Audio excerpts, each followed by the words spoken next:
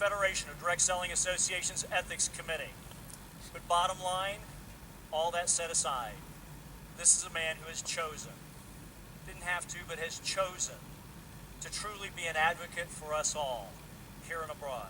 A man who has chosen to do everything that he can, every day that he has the opportunity to do it, to raise the level of our profession and make it better for all of us. Ladies and gentlemen, please bring to the stage, in a proper GoPro way, please bring to the stage, gentlemen, who's going to start this off, Mr. Joseph Mariano!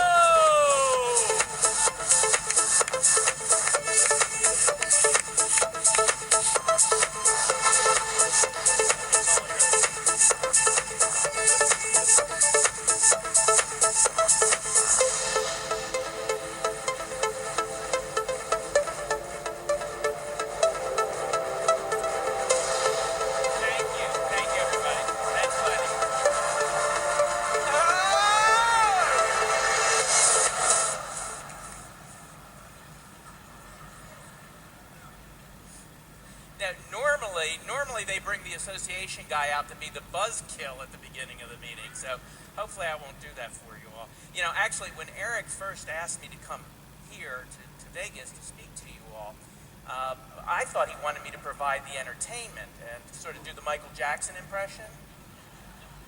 But then, as he mentioned, you know, I hurt my back, so we just had to rule that out. So I couldn't do that. Well, thank you. Appreciate the introduction. It's truly remarkable to be here in front of all you people. It's just a vision of direct selling and network marketing here. I should actually take a picture right now and send it back to the office in Washington, D.C. I think they'd be... all right, I will do it. It's going to eat into my time, but I'll do it anyway, right? All right, I want you all, if you don't mind, so I got to figure out the technology here. Would you all stand up for me as I take the photo? All right, give me another whoop whoop.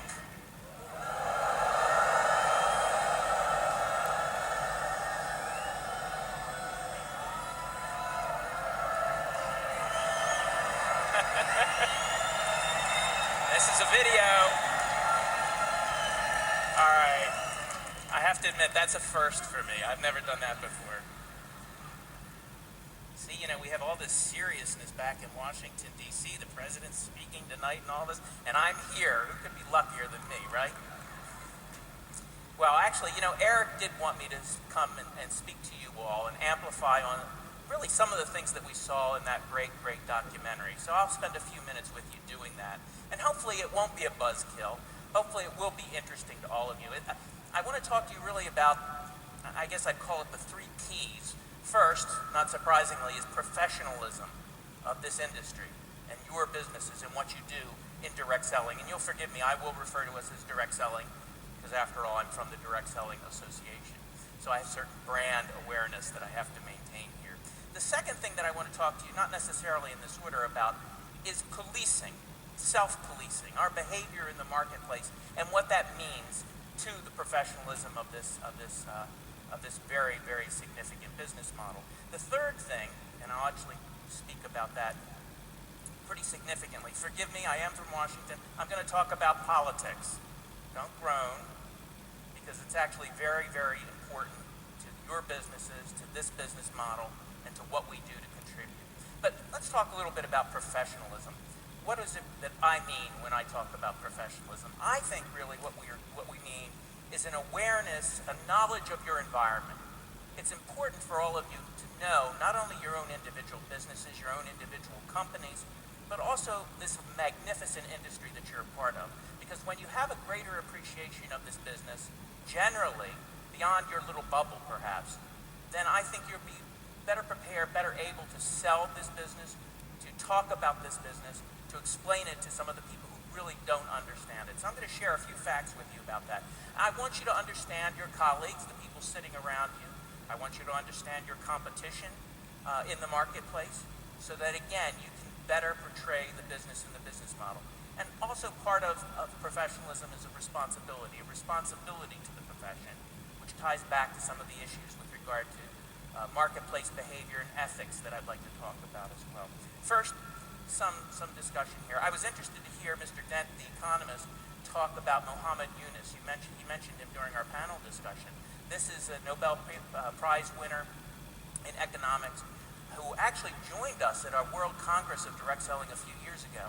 And he was making the very same point that Mr. Dent was making, that direct selling is the essence of entrepreneurship.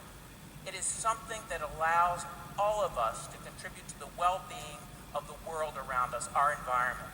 You know, over a billion with a B, people go to sleep every night hungry. And we, as a form of business, as a form of entrepreneurship, have the opportunity to have a real impact on those lives.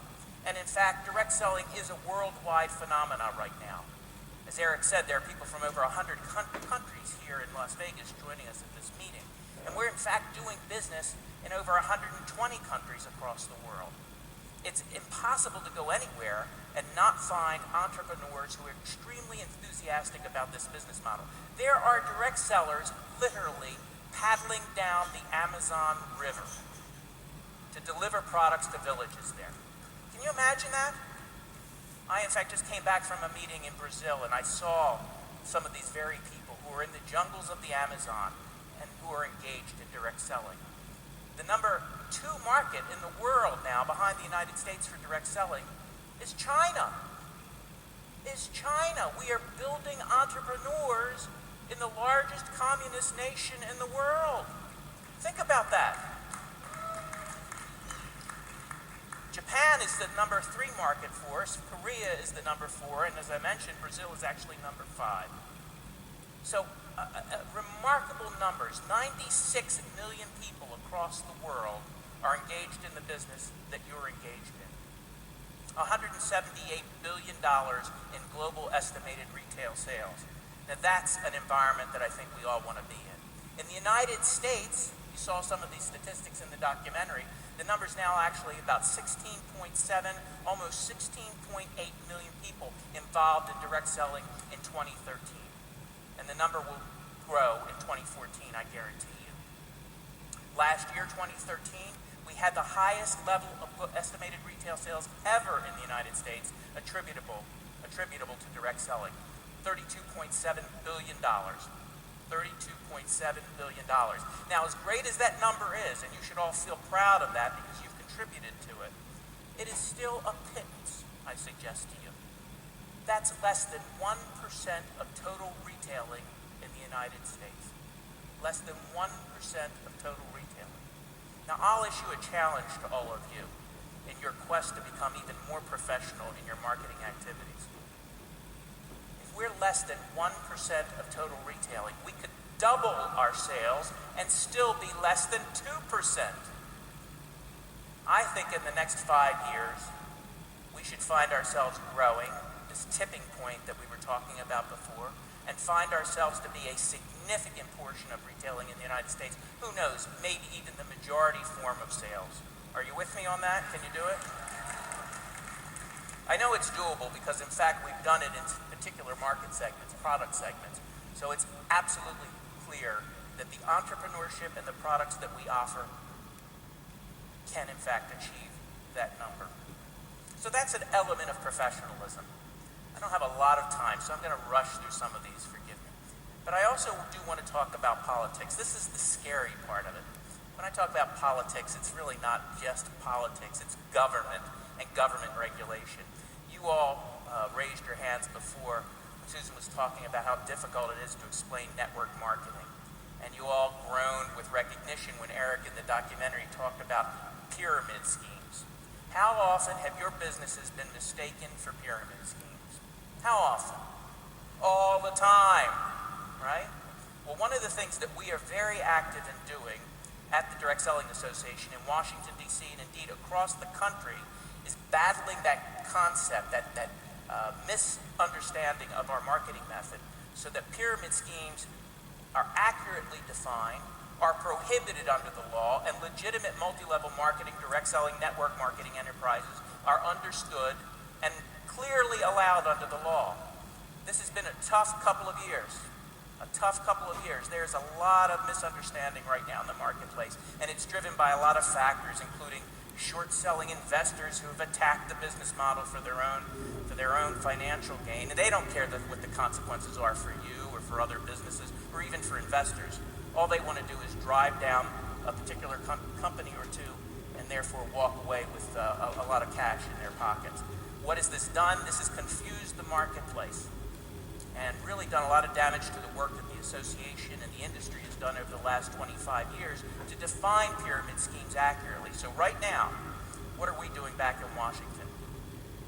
We are establishing a caucus of direct sellers in Congress. These are people who have either been in the direct selling industry or are currently in the direct selling industry or otherwise have been supportive of the direct selling industry, so that within Congress, members of the House of Representatives themselves, we have a pool of people that we can go to and say, you know what, you need to support this network marketing industry.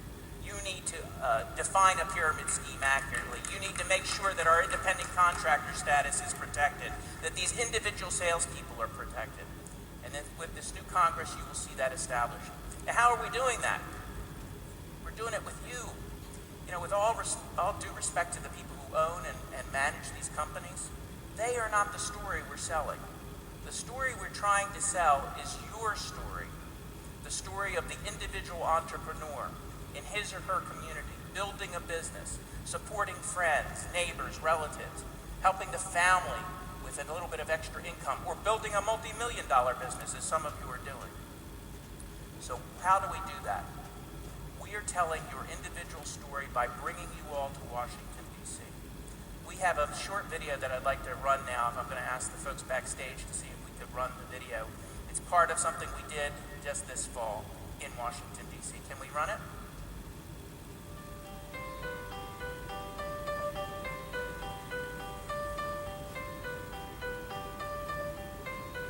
Some of you were here last year and we had a great time. Obviously, we had about 80 to 100 people here last year. This year, we have almost 500 people.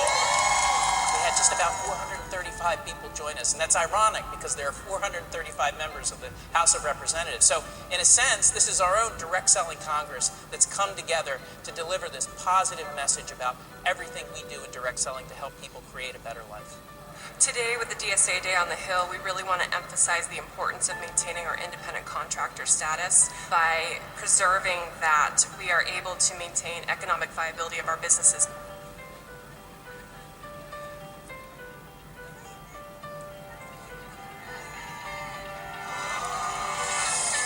Today I'm here with over 200 of my partners from Tracy Lynn Fashion Jewelry, and we're here to learn more, of course, about the Direct Selling Association, but we also have an opportunity to speak with our local representatives for things that we're also passionate about.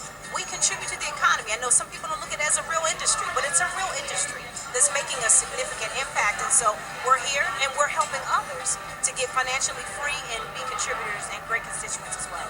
Direct selling isn't dependent upon government regulation or government support. But government and the knowledge of public policymakers of direct selling can be critical in terms of the growth of direct selling. This morning, we heard from some of those from both the House of Representatives as well as the United States Senate.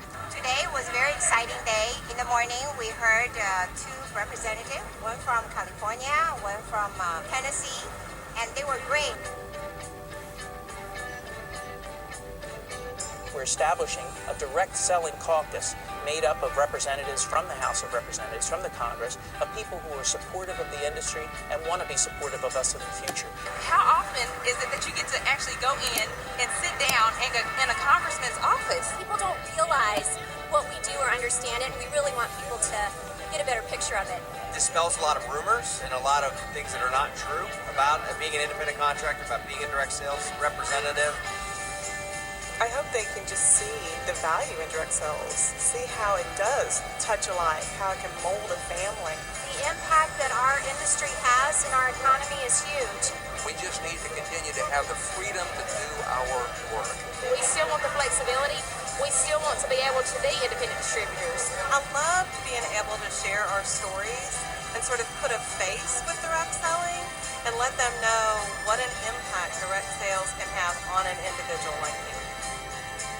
I pledge allegiance to the flag of the United States of America and to the republic for which it stands, one nation, under God, indivisible, with liberty and justice for all, including direct sellers.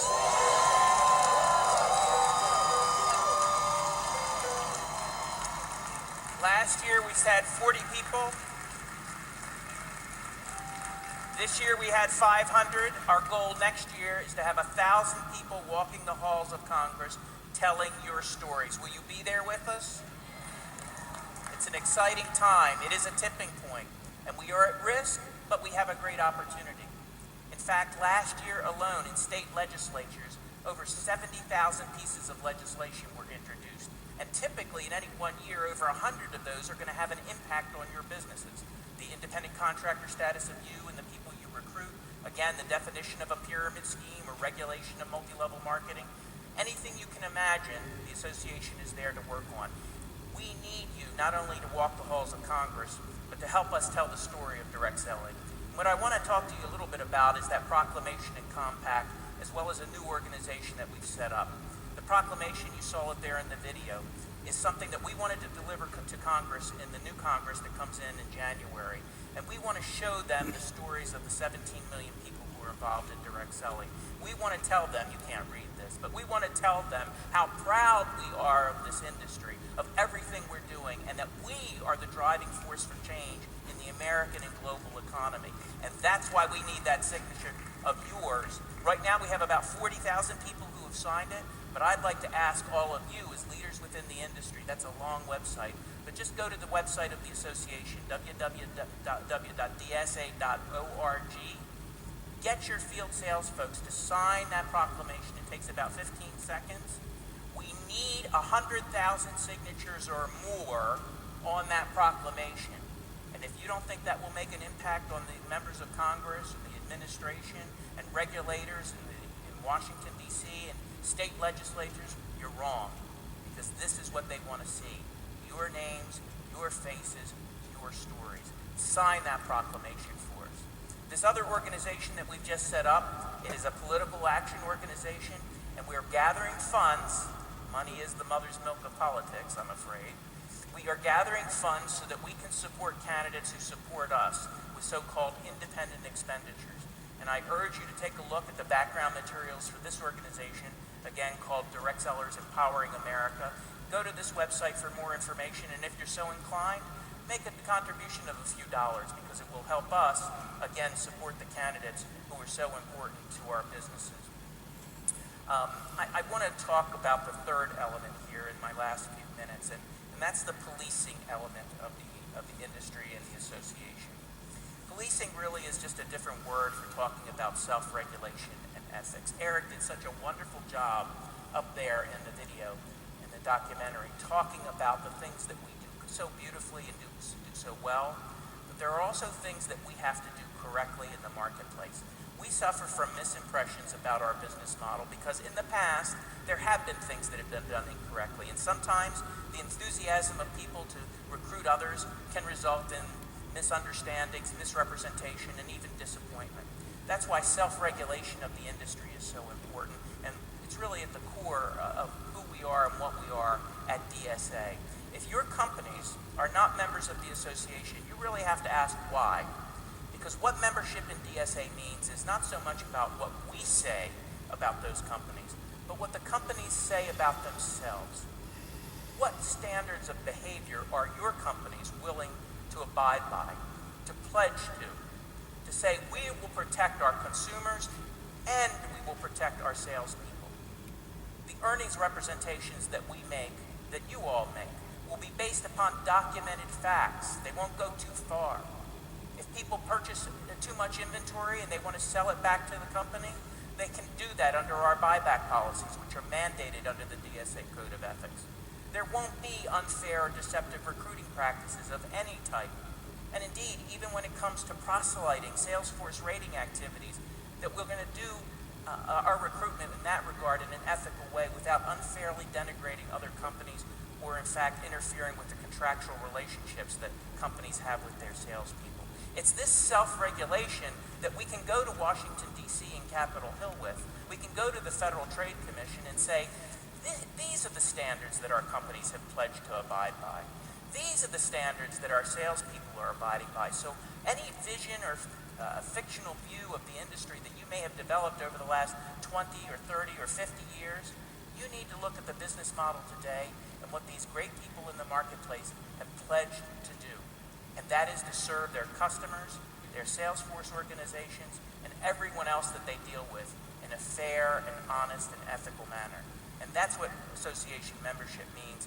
That's what participation in DSA means. And it really is at its heart is what your business is all about, isn't it? Isn't it? I want to pledge from all of you. Eric had you all take a pledge before about your behavior in this room over the next few days. But I'm going to ask you all to pledge. You don't have to do it publicly, but in your souls, in your hearts right now, to do what's right in the marketplace and always abide by the provisions of the DSA Code of Ethics, even if your company is not a member of the Direct Selling Association. If you're not aware of that code, again, go on the website and look at it, www.dsa.org, and get an understanding of the standards that really will elevate our business model to the next level in the next few years. They're telling me my time is up. I would like to stay here for the next hour, 2 hours, 2 days with all of you, but sadly, there are a bunch of people back in Washington, D.C. who demand my attention, because somebody's got to watch over those people to make sure they're doing things right, at least when it comes to direct selling. So, that's not just me, by the way. We have a staff of 30 people on K Street in Washington, D.C., whose full-time, exclusive job is to protect your interests. I'll be catching a flight at about 6 a.m. tomorrow morning. On the whole, I'd rather be in Las Vegas. But I'll be catching a flight back to Washington, D.C. to do your work, to do the good work of direct selling. I thank you all for the opportunity to be here, but more importantly for the opportunity to work with you, for you, for the last 30 years, with any luck, for the next 30 years, as we see this industry become the most significant contributor to the American marketplace and the well-being of citizens in the history of the country. Thank you, everybody.